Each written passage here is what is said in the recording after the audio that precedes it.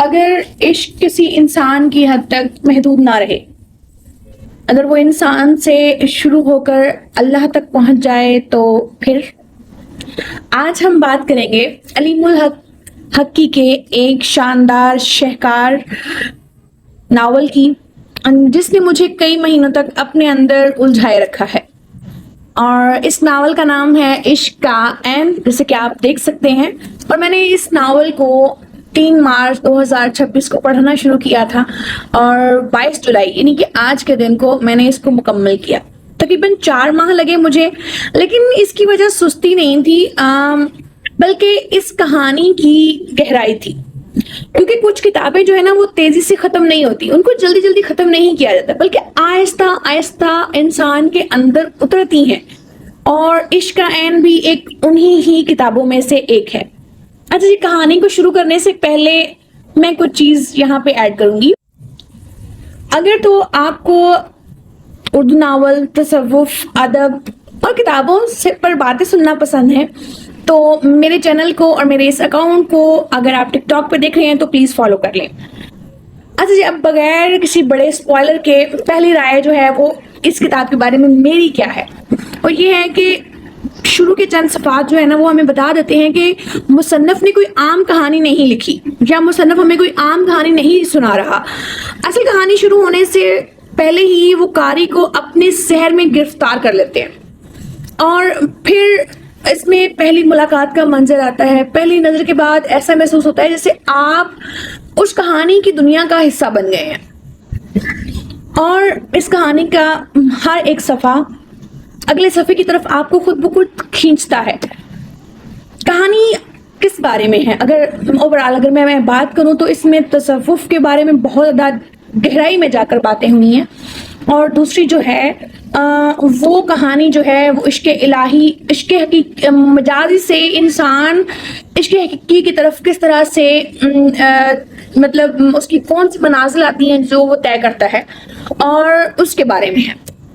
اس کہانی کے مرکزی کردار جو ہیں وہ الہی بخش اور سعدیہ ہیں، جسے سب لوگ سعدی کہتے ہیں۔ الہی بخش سادہ اور غریب مگر خوددار نوجوان ہے، اور جو رنگ سازی کا کام کرتا ہے اور کراچی کی سڑک کنارے بیٹھ کر روزگار کماتا ہے۔ اور دوسری طرف سعدی جو ہے وہ ایک بڑے تعلیم یافتہ اور ایک باوقار گھرانے سے تعلق رکھتی ہے، اور ایک بہت باوقار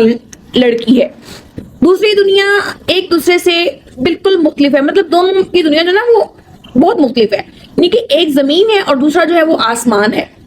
اب ہم بات کر لیتے ہیں الہی بخش کی۔ تو الہی بخش جو ہے نا اس کا خاندانی بیک گراؤنڈ کیا ہے؟ وہ ایک جولاہے کا بیٹا ہے، اور الہی بخش جو ہے نا وہ ایسا انسان ہے کہ وہ اپنے خاندان میں یا الہی بخش کا جو والد ہے وہ سید خاندانوں کی بہت عزت کرتا ہے، اور سیدوں کو بہت زیادہ عزت دیتا ہے، اور وہ اپنے بیٹے یعنی کہ الہی بخش کو بھی یہی بات سکھاتا ہے۔ یہاں تک کہ جب ایک بار ایسا ہوتا ہے کہ ایک سید زادہ جو ہے وہ الہی بخش کو زخمی کر دیتا ہے، اور اس کا والد جو ہے وہ پولیس میں کوئی شکایت کرنے کی بجائے وہ شکایت ہونے ہی نہیں دیتا، اور یہ تربیت جو ہے وہ الہی بخش میں عاجزی اور جو ہے وہ اور احترام جو ہے اس کو پیدا کرتی ہے۔ اور بعد میں حالات جو ہے وہ اسے اپنا آبائی شہر جو ہے وہ چھوڑنے پر مجبور کر دیتے ہیں، اور وہ چھوڑ کر کراچی چلا جاتا ہے۔ اس کا جو آبائی شہر ہوتا ہے وہ ایبٹ آباد ہوتا ہے۔ اب آتی ہے کہ پہلی ملاقات میں کیا ہوا تھا۔ ایک دن اس کی نظر ایک گاڑی میں ایک لڑکی پر پڑتی ہے، اور وہ لڑکی جو ہے وہ سعدی ہوتی ہے۔ پھر بعد میں قسمت جو ہے نا وہ کچھ اور موڑ لیتی ہے، اور الہی بخش جو ہے نا وہ سعدی کے بھائی کی جان بچا لیتا ہے، اور احسان کے بدلے میں سعدی کے جو والد ہوتے ہیں وہ اسے اپنے گھر میں جو ہے وہ ڈرائیو کر رکھ لیتے ہیں۔ اب ہوتی کیا ہے کہ محبت الہی بخش کو سعدی سے پہلی نظر میں ہی ہو جاتی ہے، اور الہی بخش جو ہے وہ سعدی سے محبت کرتا ہے، لیکن یہ محبت شور نہیں کرتی، وہ اسے اپنے دل میں چھپا کے رکھتا ہے خاموشی کے ساتھ۔ اگر سعدی کبھی اسے پوچھنا بھی چاہتی ہے کہ تمہیں کس سے محبت ہوئی، تو وہ اس کا اظہار نہیں کرتا، کیونکہ وہ سعدی کا ڈرائیور ہوتا ہے، اسے اپنا مقام کا پتہ۔ الہی بخش جو ہے وہ اپنی حدوں کو جانتا ہے، اور اس کے ساتھ ساتھ وہ سعدی سے ایک بات کہتا ہے جو کہ اس کہانی کا پورا خلاصہ ہے، اور وہ کہتا ہے کہ آپ آسمان ہیں اور میں زمین، اور آسمان سے زمین پر آنا انسان کے لیے آسان ہوتا ہے، اور زمین سے آسمان تک جانا بہت مشکل ہے، یعنی کہ اگر ہم اونچائی پر ہیں تو ہم جب نیچے آئیں گے تو ہمیں آسانی ہوگی، لیکن اگر ہم زمین سے اونچائی کی طرف جائیں تو پھر ہمیں مشکل ہوتی ہے۔ اور یوں جو ہے وہ پھر سعدی کے جو رویے ہوتے ہیں وہ بدلنے لگتے ہیں، اور وہ خود کو جان بوجھ کر غلط شخص اور ایک غلط شخصیت ثابت کرتی ہے۔ اور پھر ایک دن جو ہے وہ الہی بخش کی ماں جو ہے وہ اس پر الہی بخش اس کی ماں یعنی کہ سعدی کی جو ماں ہوتی ہے اس پر چوری کا الزام لگاتی ہے،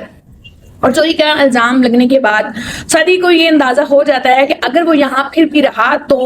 اس کی ماں اس کو تانے دے کر مار دے گی، تو اس لیے اس کو چلے جانا کیا ہے کہ الہی بخش جو ہے وہ جب سعدی کا رویہ بھی غلط ہو جاتا ہے اور وہ غلط رویے سے اور ایک غلط طریقے سے اس سے بات کرتی ہے، اس کو ملتی ہے، تو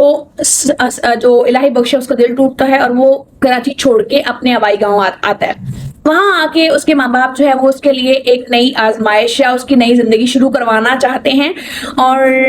وہ وہاں جا کے اپنے گاؤں جا کے شادی کرتا ہے۔ اللہ نے اسے ایک بہترین بیوی عطا کی، اور اس کے اللہ نے 3 بیٹے دیے، 1 بیٹی دی، اور عزت اور سکون دیا۔ وہ ایک فروٹ کی دکان سے چلانے لگتا ہے، اپنے بچوں کی اچھی تربیت کرتا ہے، اور ہنسی خوشی جو ہے وہ اپنا گزارا اور گزر بسر کر رہا ہوتا ہے۔ ظاہری طور پر اگر دیکھا جائے تو الہی بخش کے پاس ہر وہ چیز آ جاتی ہے جو کوئی بھی انسان ایک تمنا کرتا ہے کہ میرے پاس یہ چیز ہو، اور الہی بخش کو رب جو ہے وہ سب کچھ نواز دیتا ہے۔ اب اصل موڑ کہاں پہ آتا ہے؟ وہ یہ آتا ہے کہ ایک رات وہ اپنے ماضی پر غور کرتا ہے الہی بخش، اور اپنے اسے احساس ہوتا ہے کہ وہ اللہ کی بے شمار نعمتوں کے باوجود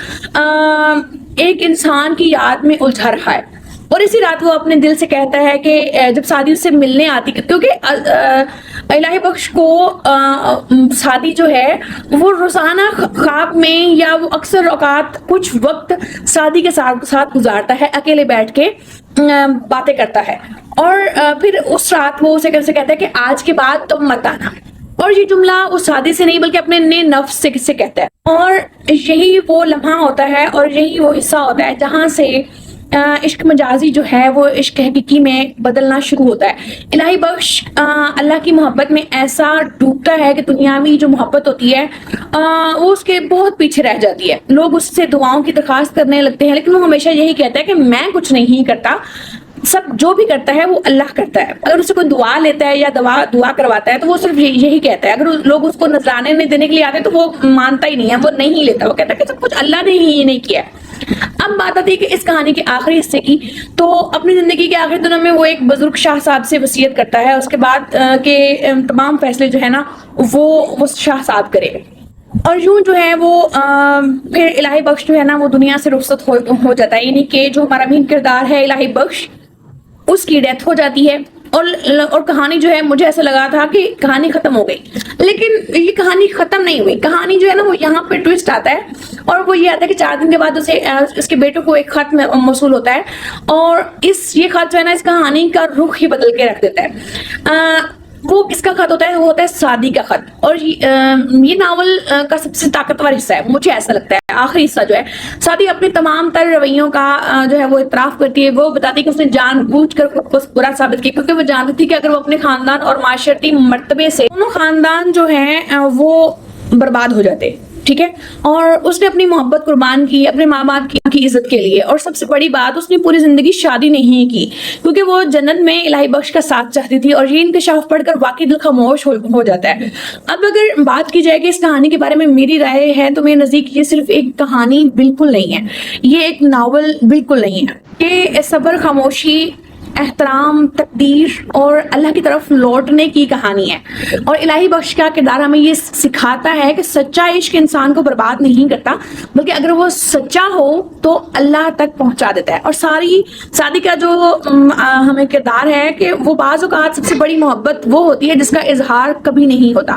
اور مجھے اس ناول میں کیا پسند ہے؟ سب سے زیادہ مجھے اس کی زبان پسند آئی، مصنف نے تصوف کو بڑے خوبصورتی کے ساتھ بیان کیا، کردار حقیقت کے بہت قریب محسوس ہوئے۔ اور بات کی جائے اگر آخری صفحات کی تو کہانی کو ایک نئے زاویے دکھاتے ہیں اس کہانی کے آخری جو صفحات ہیں، اور ایسا اختتام کم ہی ناولوں میں مجھے ملتا ہے۔ اگر میں ریٹنگ کی بات کروں تو میری طرف سے 10/10 ہے۔ اگر آپ پڑھنا چاہیں، اگر آپ کو تصوف پسند ہے تو یہ کہانی آپ کے لیے ہے۔ جاتے جاتے ایک چھوٹی سی ریکویسٹ ہے کہ میرے اس چینل کو سبسکرائب کر دیں، لائک کر دیں اینڈ ویڈیو کو شیئر کر دیں۔ جزاک اللہ۔ ملیں گے انشاءاللہ کسی اگلی ویڈیو میں ایک نئی کہانی کے ساتھ۔